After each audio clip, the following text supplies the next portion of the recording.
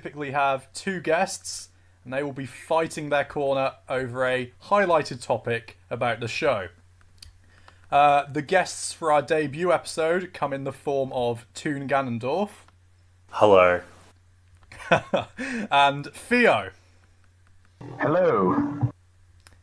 So, two good guests along with us here to open up things. The big question itself, though, each episode will consist of one specific subject, and both guests will be going over to their specific side from that question.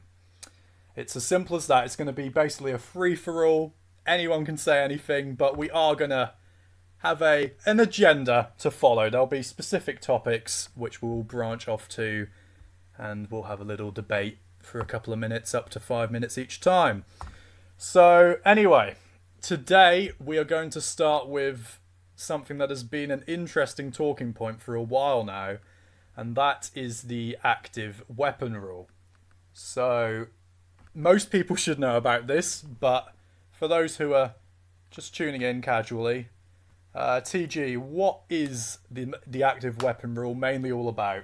The active weapon rule, it was brought in as a major weapons restriction in Series 7, and there's information about it mostly brought to light when Ed Hoppert posted the allegations of favouritism against Storm 2 in Series 7 and Extreme 2. The rule was for all middleweight and higher robots had to have a working offensive weapon of some kind.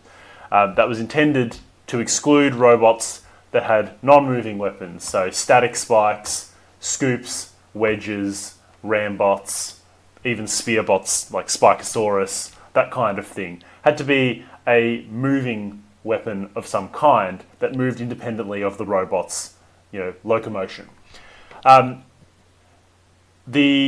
never been confirmed, but it's widely suspected that it was designed to counter the new wave of Tornado Storm 2 robots. And that was ultimately what the producers allegedly were restricting. The quote in question was from an old Mentorn blog, which has since been lost. But essentially, the audience want to see, wow, Rambots just don't have that appeal. Robots with moving weapons, there's a sense of theatre and drama, sparks from a flywheel or flying from the air from a flipper. Push and shove, they win the battle, but does not win our imaginations or the fans. Yeah, and that's basically what it is about. But so, Toon Ganondorf himself, he's a man who you'll see largely tends to agree with the Mentorn quote there. Love the active weapon rule. Yeah, and Theo, on the other hand, is a bit of the opposite. So, to start things off, we're going to go with TG first. Can you give a brief overview of why you hold the opinion you do on the active weapon rule? Can I give an opinion? Yes. Can I give a brief opinion? Possibly. Let's see. A brief opinion for this specific segment, let's say. Let's see. My issue with the active weapon rule and my agreement with it stems sort of in twofold. One is that I completely agree with the characterization of what makes an interesting robot. Big weapons, big personalities, big fights. And I can acknowledge that there are some Rambot fights that are exciting, but for the most part, the lack of active weapon diminishes robots to competitive titanium bricks that are just not fun to watch. The other part of the reason why I'm for this rule, and it's a lesser but just as important factor, and that is that I believe the controversy over the active weapon rule is extraordinarily overblown due to the exposure we have to certain bits of information. And also because we know what happened in this timeline, in an alternate timeline, the show could have been suffocatingly worse, and that's something I'll touch on later. But the crux of my argument is I don't think that the show is any worse off. In fact, I think that the show is significantly better off because we have this rule enforced to prevent dozens and dozens of Storm 2 tornado robots flooding Series 7. Yeah. Okay, and Theo, your basic thoughts on things as well? So, my issue with the active weapon rule is it wasn't necessary. For example, Storm 2, and even Tornado, honestly, they were both interesting to watch. You know, Storm 2's auto flip of the Steel Avenger demonstrates that. And also, Tornado, while the interchangeable weaponry was a good addition, that scoop, those fights are still really fun to watch. Like, look at Anarchy versus Tornado and the static spike. That was good. And also, I believe that active weaponry in itself is a good thing. But for example, Thwapbots. Thwapbots, they're interesting. They have a weapon, but that's a class that I feel was neglected somewhat. Stinger. I always love watching Stinger. Even original Sin, honestly, in America. I know that was post Series 7, but Wedgebots can be really interesting, but that's something they didn't see, I believe. Okay. Good opening things from both of you. Thank you. So, let's get into some specific categories, shall we? So, the first thing I'm going to bring up is how strongly should the active weapon rule be followed? Obviously, on the show, we had machines allowed into the arena, such as Crackers and Smash, and those fights became controversial afterwards from viewers and from people inside the show itself, from unnecessary feedback as such. So, should it aim to ban purely wedges from entering the arena, or should it be more opposed to just catering to a specific type of robot? Because in Series 7 we obviously lost Stinger and instead got Tornado with a flail over its wedge instead. So do you need to, if you want to make the active weapon rule really good, do you need to really be hard and fast on it? Or do you think there is room for interpretation, but you just need to try and nail it down? It's an awkward one to think about, really. I believe that the active weapon rule should be enforced up to the qualification stage, and if you're damaged, then you're damaged. Because I don't see any reason why Crackers and Smash should be punished because their weapon was carbided in the previous fight. They're already being punished enough because their robot was carbided in the previous fight. Why would you then not risk disqualifying them over that? My point on it is to get the right robots to qualify for the show. I would rather take Series 7, I would be much happier seeing more robots with flippers and flywheels than more Tornado and Storm 2 clones. And that's the thing people often forget, is that I'm not talking about Tornado and Storm 2. I'm talking about the crappy clones of Tornado and Storm 2. Because every champion ends up with clones. We get Chaos 2 clones, ranging from the successful ones like Spawn Again and Bigger Brother, right down to the crappy ones like Colossus. You get Razor clones, ranging from Ming 3 and Tiberius and Suicidal Tendencies, round down to the crappier ones like Pinsir. I don't want the Storm 2, Typhoon 2 clones, which are basically, funnily enough that you say it, basically Crackers and Smash, which, when you take their weapons away, they're just little metal bricks that don't have any weapons and are not fun to watch. So, whilst I don't think we should enforce it amongst the heat, because a robot's had its weapon broken, that's just a dumb thing for me, I think we should be keeping out robots that don't offer any wow factor to the audience, because it just doesn't make it fun to watch. And that's why we get Robot Wars cancelled. It's a good point. Theo, do you have any rebuttal to that?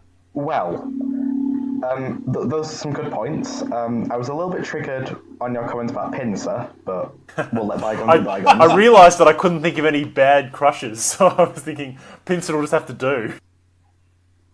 I mean, you've always got Mantis, but I digress.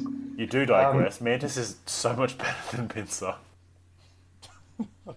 agree to disagree. Anyway, the active weapon rule, I think it does have its merits. I will admit, but it shouldn't be enforced like it was in Series 7, where even thwack bots weren't considered.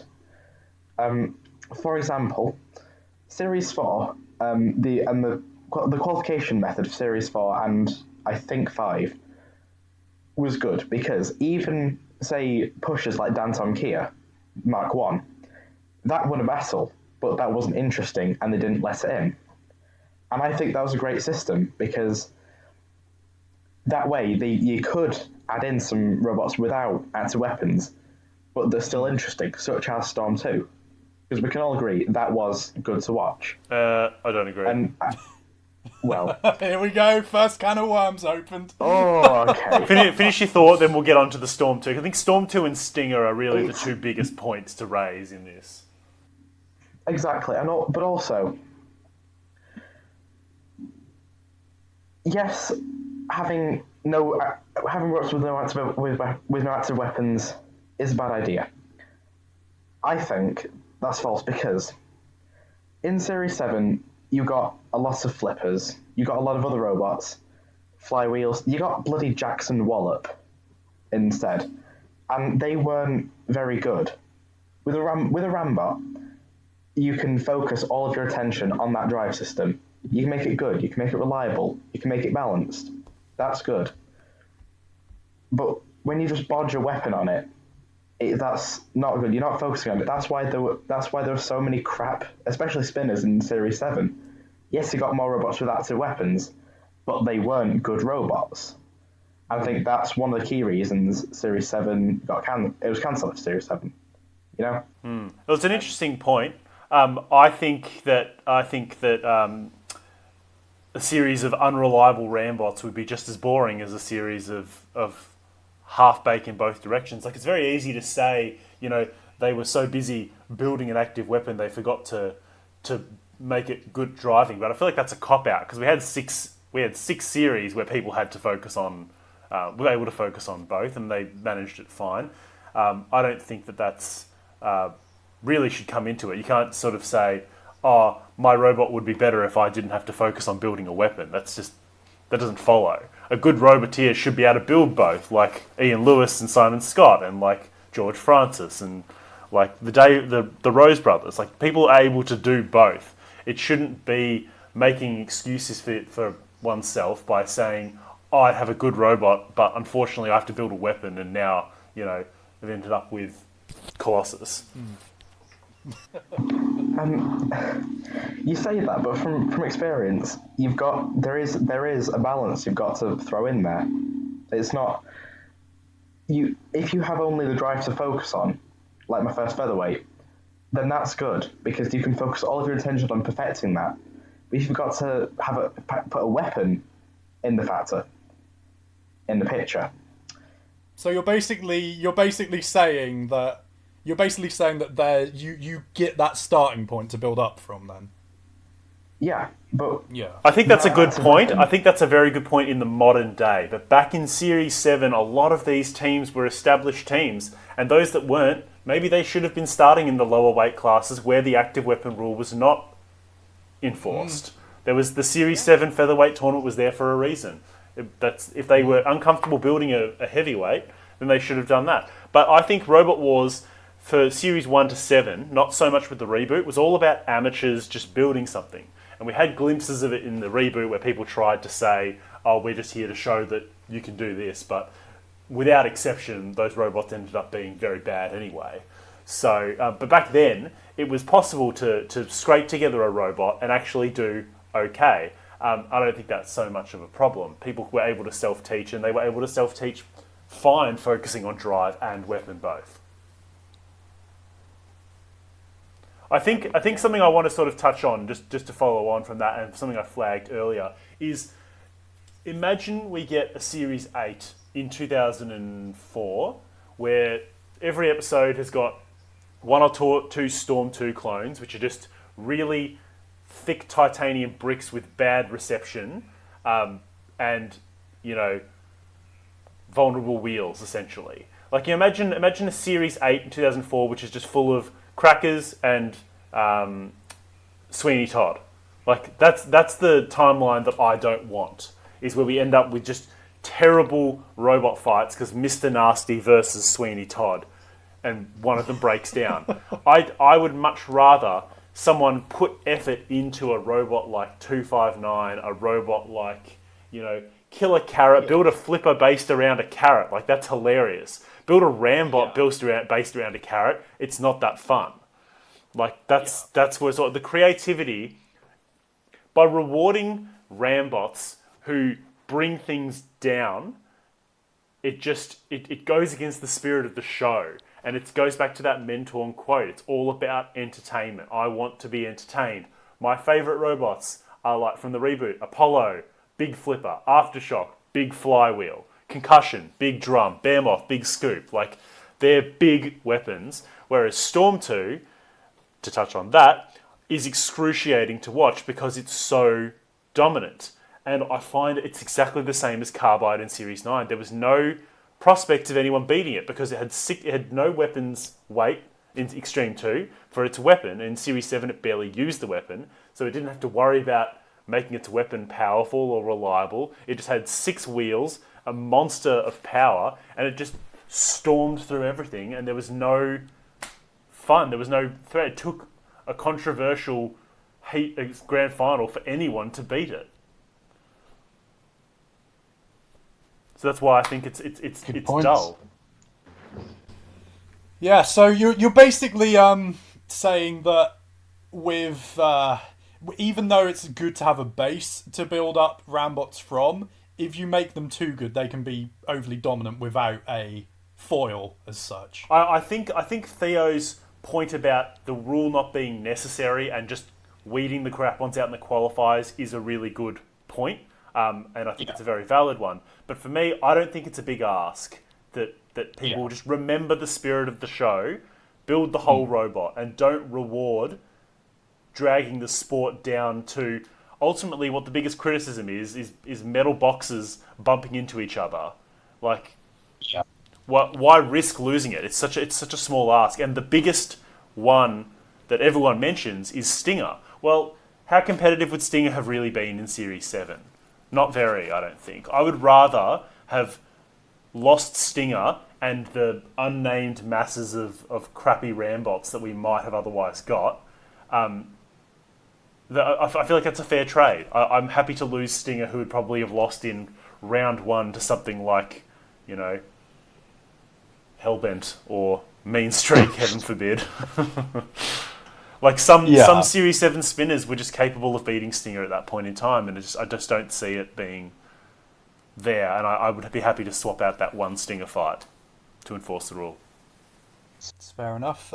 Theo, so obviously now we know that you where you stand on the active weapon rule, but at the same time, we do want to always try and maintain the balance in the show. So what would you suggest as an alternative to the active weapon rule to make sure that the show doesn't become this monopolised Rambot fest? Because even though they can have value, they also don't want to be the main attraction to the show as well. So what do you suggest would be done in a situation if you did let Rambots get out of control? What would you do then?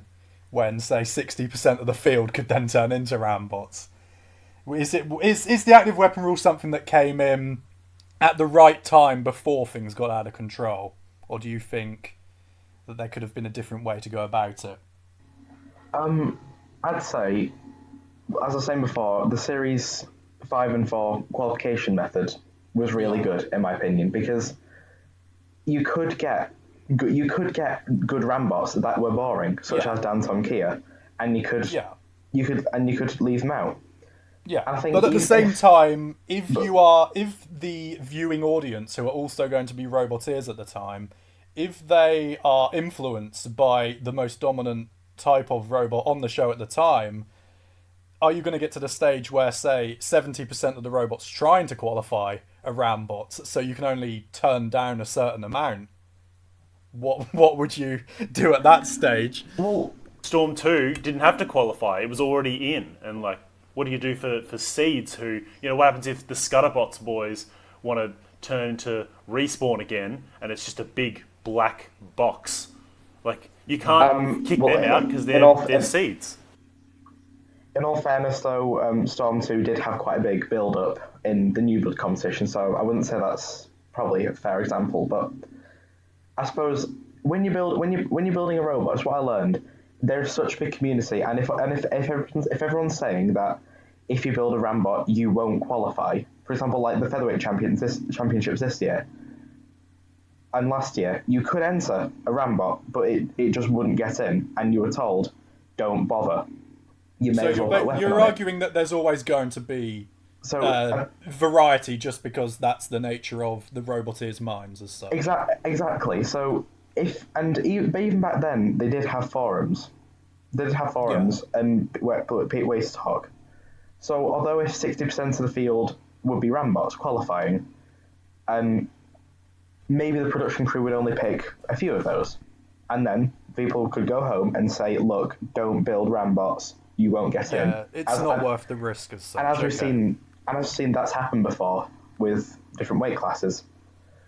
Yeah, so you think that the active weapon rule isn't necessarily something that's there, it's just one that they don't need to put it there as like a set in stone rule, it's more something that just needs to be kept an eye on more than anything. My response to that is, alright, you keep out the crappy Rambots and the crappy Thwackbots and the T-Rexes of the world, but what happens when your top 4 is the 2 best Rambots in the competition, and ultimately, Exterminator, who's got one of the most exciting run-ups in the series, just gets mullered by a titanium brick like tornado because it can't do anything to it. Like it's not only the bottom end where you get all the crap, it's also the top end where no one can beat these robots because they ultimately regress into these titanium bricks with 0.5 millimeter ground clearance and 6-wheel drive. There's ultimately no way to beat that except if you get them flipped out of the arena. And I think if in an alternate dark timeline where Storm 2 wins Series 8 and 9 in 2004 and 5, where people are just really sick of it, it's like the carbide fatigue. You just get sick of something that keeps winning, and they brought in entanglement devices to try and stop carbide. They barely succeeded. They had to bring in something to stop this. I just think it's a good thing they tried to do it ahead of time. Honestly, I have to say that's the nature of the sport, right? We find a dominant class, and we find a weakness for it. Then they become dominant. Then we find a weakness for them, and that's how things have progressed. That's how things have progressed over time. And so maybe you would have had a series or two of Rambots being dominant, but you would find alternatives. You'd find counters for them. What is the best counter for a Rambot? Is there a best counter for a Storm 2 type? Because we all know Apollo was the only one who's ever beaten Storm 2 uncontroversially. And even then, that was because Storm 2 was so reduced in speed. So again, it was Storm 2 being restricted was what led it. If Storm 2 was in its Series 7 levels of speed and power, I don't think Storm 2 could have lost Series 8 in the reboot. And that would have just been very depressing. I suppose Storm 2 in the reboot, again, it does show how good they can be, but it's, as we were saying before, a decent counter for a Rambot like Storm 2. Wedgelets, they're good. They can counter a full-on plow. A vertical spinner with wedgelets, that would be a decent counter. And again, as we've seen in the live scene, that does work against Rambots. But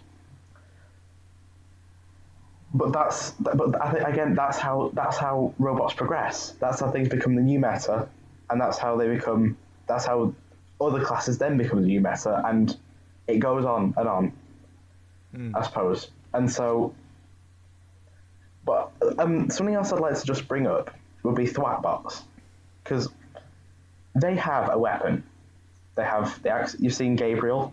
That can actually do damage. I've seen, again, at live events. but also on the show. And they're really good robots. Gabriel was really entertaining to watch, in my opinion, and that didn't have an active weapon necessarily. Can't Stinger? Gabriel That was also- articulate without the torque reaction like Stinger? Like Gabriel can move on its own axle, can't it? Yeah, Gabriel definitely did like twitch and twiddle with its weapon on the spot once or twice. But I get the general thing of what you're trying to say. If you try and limit Thwackbots to just being Gabriel only type things, then it's a bit of an unfair disadvantage for them. Is that what you're mainly trying to say? Look, Gabriel did have a weird clutch thing with its wheels, so it'd get some torque reaction, but then it would cut out, so it wouldn't. Like you see, in live events, they don't bother with that, so it jitters around much more when they're using the axe. Yeah, but I think my point was that Thwackbots and robots without active weapons can still be entertaining in their own right, even if they're not just your average wedge. yeah. Just to quickly go back to the thing you said about vertical spinners and wedgelets. These are type of machines that have really come to the fore in the modern day more. You see BattleBots, there's numerous vertical spinners. There's recently just been a rumble with 3 vertical spinners in one fight. So in the modern day, in 2018, TG, do we think the active weapon rule for wedges isn't starting to be outdated by now? Obviously, as you yourself mentioned, the lack of wedges essentially allowed Carbide to dominate Series 9 and try to add entanglement. So now spinners are becoming so powerful and destructive. Doesn't putting up wedges against them essentially create exciting fights themselves? Like we saw Cobra versus Sabretooth, and we see Original Sin against Last Rites in America, and Stinger versus whatever in BattleBots.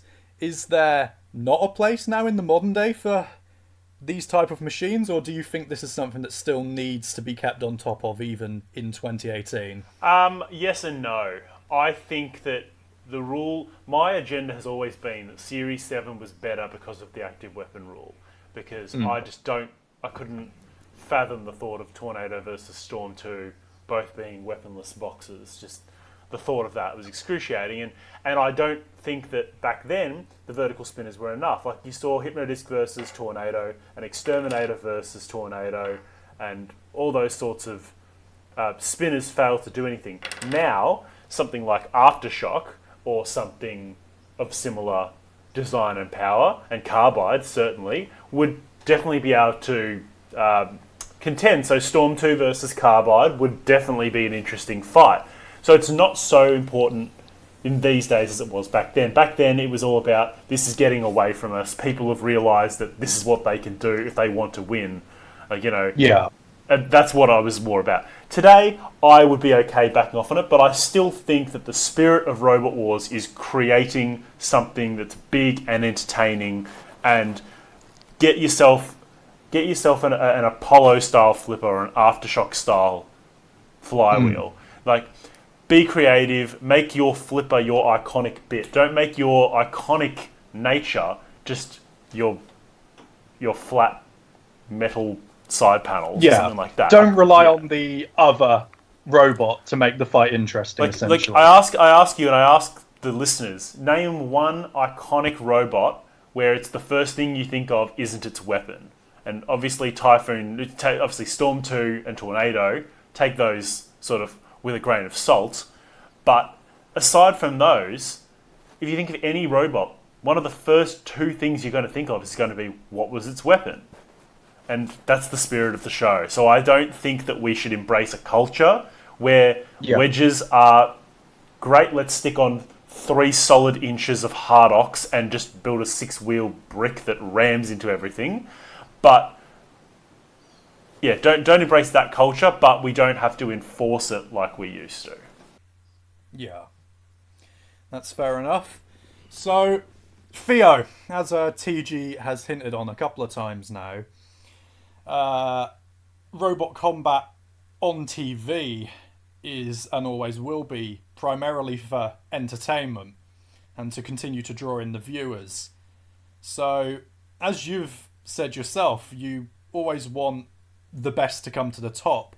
But is that something that should more be promoted for live events where you don't need to rely on the audience watching all the time to keep the show alive? And is, for the TV, is it always just going to be hard for wedges to win over the casual fans? Like, how do you convince the casual fans that wedges are worth their time when people get to the end of BattleBots or Robot Wars and they reminisce on them for why they got cancelled? Everybody always seems to say, well, it just diverged into wedges and who was the lowest to the ground, and that's what people ultimately take away from it. And is that ultimately something which also hurt the reboot, that people thought that they were just going to get reintroduced to those precision milled ways that the show came to an end back in the day? Like, how do you get away from that negative mentality around wedges? You can find personal entertainment for them, but are they just something that doesn't have enough wow factor about them and never will do? That's the thing. You can't get away from that, really, because at the end of the day, the sport is about precision milled, low to the ground wedges. That ultimately wins fights these days. And I suppose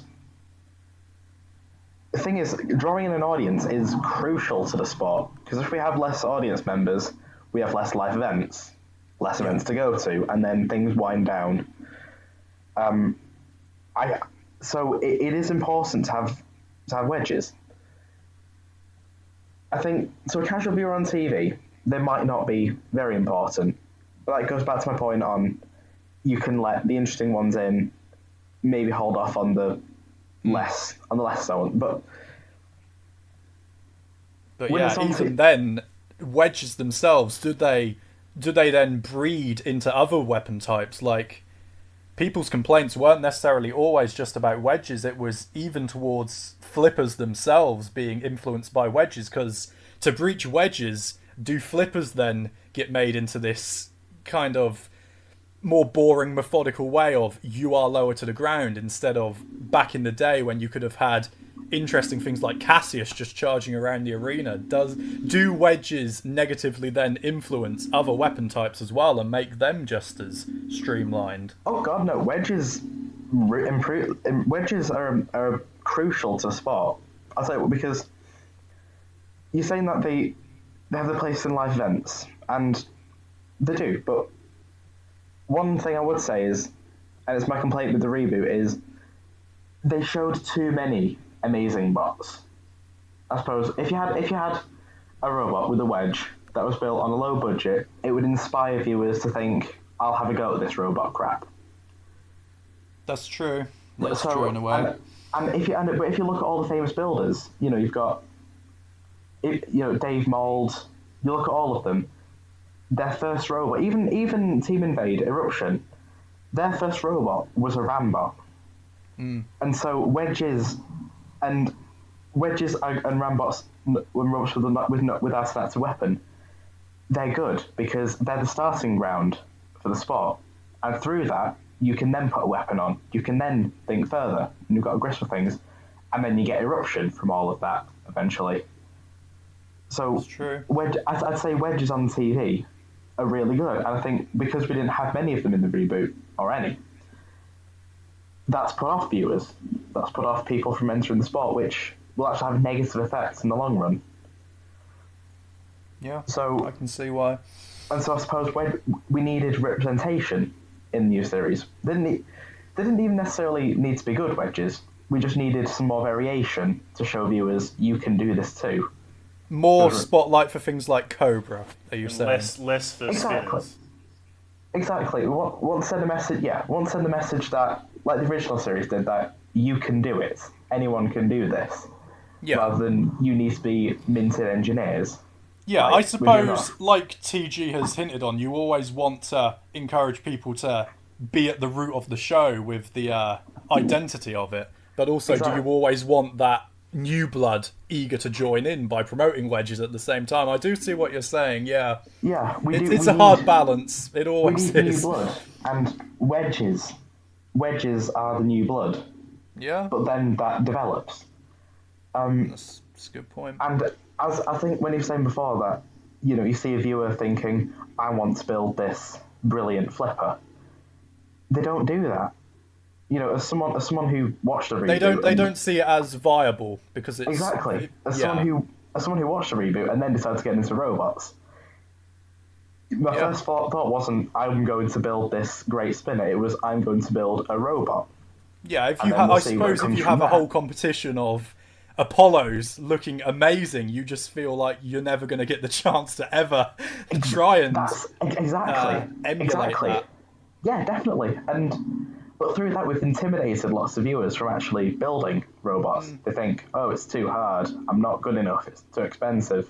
I think that might be sort of a conversation for another day where we talk about how cancelling the featherweight tournament of Series 10 was such a bad thing. Oh God.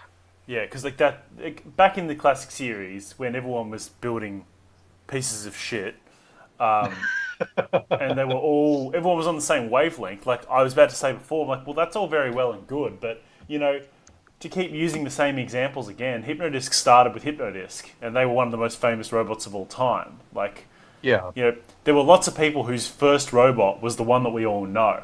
Obviously, engineering has advanced so much now that you can't jump in with a heavyweight like you used to be able to. But that's, again, a conversation for another day. I don't think that embracing rambots, and when we talk about wedges, I only mean static wedges like Storm 2 and Tornado. I don't think embracing wedges is the right thing. And to sum up sort of that point, I remember talking with Toast about how can Carbide ever beat Eruption ever beat Carbide, and he said they should just convert the flipper into a Hardox wedge and have the stupid little drum at the top to get past the active weapon rule. And I thought to myself, that's at the time, I said, that is probably the only way they can beat them, and wouldn't that just be the most depressing thing you have ever seen? Like, just embracing that. Like, I don't care for Eruption or Carbide, but I'm so glad that Eruption won their victory the way that it did. Like, with its actual flipper. Like, I wouldn't have had it any going other way. going with the philosophy it's used to, as opposed to adapting to. Yeah, getting down into the gutter, basically. I honestly I wouldn't say Eruption won because of that. As we've seen, it's a long explanation, but long story short, after the Gabriel fight, Carbide had taken some serious internal damage, and in the fight, in the fight, Eruption was just ramming into it for a lot of it, and that was weakening Carbide bit by bit. And so That's fair enough. That was a great comeback story. Eruption going up through the 10-way melee and becoming champion. That was great. That was entertaining for the audience, and that happened because it mostly used wedge tactics. Oh well, good stuff so far, lads. So we are coming on to 40 minutes now. Not necessarily a bad thing. First episode, we always want to air as much as we can, but I think we'll try to wrap it up now just while we can. Keep a lid on things. So I just want both of you guys, starting with TG, to just give your overall rounded thoughts on things and what we've discussed so far. So, back in the day, modern day, everything.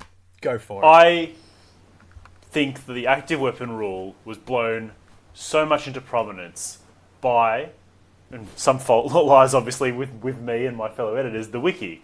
And that was because we all had the Storm 2 website and we published it. And that was the only place anyone went to read things. And you see that so much with the wiki is, aside from the sort of little murmurs and mutters that people spread crap about unsubstantiated rumours, the wiki is usually where people get information, and it makes things higher profile than they would otherwise have been. And so the Storm 2 controversy, and even something like T-Rex, like, you talk to people just generally on Facebook, in the Facebook comments and the YouTube comments, and you see people talk about T-Rex like it's the Antichrist. And I think it's only because the wiki made such constant references to the fact that it managed to get past the rule, people hate it so much. And I think that if people didn't know so much about it, and I put a little bit of blame here with Ed Hoppett, because he had this big allegation section on his website for so long, and there wasn't a balanced response from Mentorn or from Typhoon or from anybody, people took it as fact for so long that the active weapon rule became this representation of producer interference, where I think it was a legitimately good thing that got swung up with, the allegations of favoritism, which are its own separate thing. I don't think the active weapon rule is a controversial or bad thing on itself. I feel sad for a day where Thermidor 2 loses to a Hardox Mr. Nasty, where we get, the title fight is Tornado versus Storm 2 every single time. That's what I don't want. And for me, the moment that I was cemented on the active weapon rule is when Apollo beat Carbide. Apollo beat Storm 2 in Series 8. Because Storm 2, until that point, had only lost a single controversial fight. And so to see it beaten fair and square in that heat final by Apollo was, to me, everything Robot Wars should be about. Big personalities, fun teams, huge weapons, beating the titanium bricks that are there to win. And for me, that's when I said, this is what it's about. And I think if every robot is told you have to put in some effort into being a big weapon and not just trying to win, try to have fun and to entertain, I think mandating entertainment value is a good thing. Fair enough. Good points all round, my Australian man. So, Theo, do you want to help close things off then for us? Okay. K Sarasa Bloody Ra. Mr. Nasty beat Thermidor 2. Alright, it used its spike. That wasn't an active weapon, but it was a weapon rather than just a wedge. Wait, when did Mr. Nasty beat Thermidor 2? It's just a situation is brought up. Especially I thought you were talking about it in reality. I was going to say. Thermidor 2's reality, I wouldn't put it past. Reliability, I wouldn't put it past them. So. Oh no. But the point is that robots without an active weapon aren't just wedges. There's so much variation. You can have a weapon for a robot without an active weapon. But going back, I think in the end, a competition dominated by wedges isn't interesting. In all honesty, it's boring. You get America, where most of their fights, especially the smaller live events, are just D2s, just wedges, and that is so boring and dreary. Don't want to do it. However, I think for the sake of the sport in general, there should at least be representation of all the classes, rather than even if you're allowing crap rambots or robots without active weapons.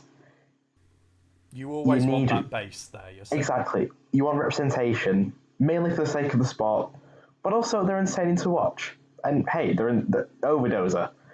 Even without that weapon, if you can call it a weapon, that was fun to watch get decimated. So I suppose representation is all I want, rather than to be ultra strict on the rules. Yep. Well, lads, that was a very, very enjoyable 45 minutes or so now. Yes, that's perfectly that's a good fine. number. That was really, really, really, really educational. That a lot of good points brought up by both of you. And I think it's a good point to end things at. We'll leave the rest to be discussed in the comments by you guys listening to this. But anyway, thank you, TG, for coming along. Thank you. Thank you, Theo, for also being the foil. Thank you for letting me be here. That's okay. It was a really enjoyable episode, guys. Good job. And I hope everyone listening to this enjoys it. So we will see you guys again soon. Feel free to suggest whatever you want to see debated between a couple of